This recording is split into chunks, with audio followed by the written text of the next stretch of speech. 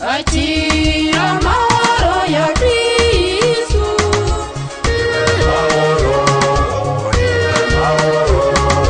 Kristu agazi wacu. Bavandimwe muri Kristu Yezu ni muhumure. Dore amasomo tugiye kuzirikanaho kuri wa gatatu tariki 12 Kanama 2020. Isomo rya mbere mu gitabo cy'umuhanuzi Ezekiyeli, umutwe wa 9 umurongo wa 1 kugeza kwa 7 n'umutwe wa 10 umurongo wa 18 kugeza kwa 22. Zaburi ni 113. Ivanjili yanditswe na Matayo, umutwe wa 18 umurongo wa 15 kugeza kwa 20. Nyagasani Yezu nabane namwe. Amagambo mu Ivanjili ntagatifu uko yanditswe na Matayo. Muri icyo gihe Yezu abwira abigishwa be ati, umuvandimwe wawe naramuka acumuye umusange maze umuhane mwiherereye. Nakumva uzawukijije uwo muvandimwe, natakumva uzashake umuntu umwe cyangwa babiri kugira ngo ibyo bikiranurwe n'abagabo babiri cyangwa batatu. Niyanga kumva abo ngabo ubibwire ikoraniro. Niyanga kumva ikoraniro aba kubereye nk'umunyamahanga n'umusoresha. Ndababwira ukuri, ibyo muzaba mwaboshye munsi byose bizabohwa no mu ijuru, n'ibyo muzaba mwabohoye munsi bizabohorwa no mu ijuru. Byongeye kandi ndababwira ukuri, niba babiri muri mwe ku isi bashyize hamwe ngo bagire icyo basaba, bazagihabwa na Data mu ijuru. Koko iyo babiri cyangwa batatu bateraniye hamwe mu izina ryanjye, mba ndaho hagati yabo. Iyo ni Ivanjili ntagatifu. Bavandimwe ni mukomere. Kiliziya ntabwo igizwe n'intungane gusa, abamarayika, ahubwo igizwe n'abanyabyaha bari mu nzira yo kugenda bitunganya bisubiraho. Nta muntu rero ku isi udakora icyaha. Ni nayo mpamvu nta n'umwe udakeneye kwisubiraho, nta n'umwe udakeneye gukosorwa. Niyo mvugo igira iti ukora niwe ukosa. Hari abantu biyemera ngo ntibacumura ariko bitewe n'uko babuze aho bacumurira, manque d'occasion de péché. Hari n'abandi bahura n'ibyabacumuza byinshi ariko bagakomeza urugamba rwo kurwana. Rero muri iyo ntambara hari ubwo bashobora no gutsindwa. None se wahita uteraho utwatsi nk'aho umupagani ugira uti ngo akabaye Icwende Ntikoga, ngo niyo koze ntigashira umunuko? Oya, umukristo aravuga ati akabaye Icwende karoga kandi kagacya kagashira umunuko bitewe n'ukoza n'icyo akogesha. Amen. Muri aya masomo turazirikana ku ngingo yo gukosorana kivandimwe, correction fraternelle. Yezu mu Ivanjili y'ejo yasoreje ku ngingo yo gushakashaka intama yazimiye. Kuzimira ni uguheranwa n'icyaha, amafuti, amanyanga, ubwigunge, ibibazo byinshi bikwibagiza Imana. Burya bavandimwe nta kintu kigora umushumba nko gusiga 99 akajya gushakisha imwe yazimiye. Nta kintu kigorana mu buzima nko gukosora umuntu. Byajya kudogera noneho gukosora umuntu ugukuriye. Ese muvandimwe wakwitwara ute ugiye kugarura uwo mwashakanye uguca inyuma? Wamurekera iyo? Umwana wisho mu ngeso z'ubusambanyi, wishoye mu biyobyabwenge, wamwihorera? Uwakurenganyije, uwaguhemukiye, usebya Kiliziya n'abana bayo, wakosora ute umukoresha wawe n'izindi ngeri zose z'ubuzima? Ubanze wumve ko bigoye gukosorana, ariko isomo rya mbere riraduha aho twahera.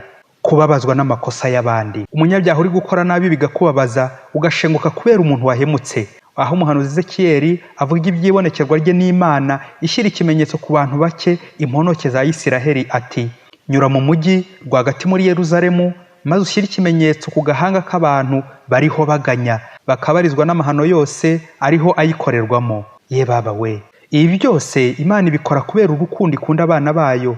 Ni ya mvugo y'Ikilatini igira iti qui ben amat ben castigat, qui aime bien châtie bien. Ukunda uramukosora. Yezu mu Ivanjili araduha inzira 3 twanyuramo dukosorana, twembi babiri hamwe n'undi muri batatu ni ikoraniro. Ese mubyeyi, izi nzira zayo zo gukosorana kivandimwe nizo nawe ujya unyuramo iyo ugiye gukosora? Akenshi abenshi dukoresha sale, aho inama zibera, aho hatworohera kujyana abavandimwe, aho twakabajyanye mu cyumba tukaganira, dialogue twembi twenyine. Ikigaragara ababyeyi gukosora biravuna, ariko uramutse ubonye umuvandimwe ukosa ntumukosore, ugakomeza kumutinya, kumuhishira no kumushyigikira muri aya mafuti, ntacyo waba umumariye. Nawe bizakugiraho ingaruka mbi wabishaka utabishaka. Burya umugani ugana kariho ngo umunsi umwe ihene n'intama byari abakozi bo kwa ntare. Intare ibamenyera byose ikanabacungira umutekano bakabaho neza, kuko ihene na ntama byahigwaga n'impyisi. Nuko hashize iminsi bose ntare ararwara, mu kanwa hatangira kunuka, ariko intare yo ntiyamenya ko ifite ikibazo. Yarangiza kuvugana n'abaca ihene n'intama, icyaba akaryana inzara, bagapfuka ku munwa ngo bashize n'umunuko. nuko ihene n'intama bitangira gusigana uwazegera ntare ngo bamuburire bamubwire ikibazo afite. Base banamushyire ka korugate n'uburoso by'icyo gihe ngo nayo ijye yoza mu kanwa. Uko bakagumye basigana, noneho bigeraho batongeye kwegera ntare kubera umunuko nyine wari ukabije. Ntibyarangiye se bwa burwayi buhitanye ntare? Ubwo impyisi n'ibicokoma byumvise ko ntare yapfuye, bihita biraza biconshomera ya hene na ya ntama. Ye baba we, muvandimwe, nta muntu ujya ubonaho ikosa aho kumukosora mukajya muryana inzara muri gurupe? Umarira iki umuvandimwe wawe wafatiwe mu ikosa, wagaragayeho ikosa? Usanze uwo mwashakanye ari kuguca inyuma, wamuhururiza ukamujyana mu nteko ngo muze murebe noneho ndabafashe. Ubanye no mu boss udashobotse, ufite amahane nk'intare, ariko ugeze ahaga kubera ibyaha n'izindi ngorane z'ubuzima, wamuganiriza ute? Wamwegera ute? Wamwihorera? Kuki tubangukirwa ngo gushyira abandi ku karubanda aho kunyura mu nzira nziza Yezu yaduhaye uyu munsi? Amagambo ya Yezu twayahuza n'amagambo abiri agezweho muri iyi minsi, urubuga n'igikari. Aho umuntu wiyubashye adashyira ibibonetse ku rubuga nk'ibyo yagiye atoragura mu mihana no mu bihuru, aho atakagombye gusebya mugenzi we ngo amwandagaze ku rubuga amutuke, cyangwa hashyire ibishenzi n'ibiterasoni, cyangwa ngo yihimure kuri mugenzi we. Ahubwo wa wundi unabonye gitagenda akanyura mu gikari, washaka ugahamucishirizaho kanyafu, ukamukosorera mu gikari utamuteje abandi. Muvandimwe, ni kangahe ujya uca mu gikari uhanura uwahanwe? Aho wa mugani wa shitani ntuzakuzurizwaho ngo aho babiri cyangwa batatu bateraniye banegurana mba ndi hagati yabo bakaryana.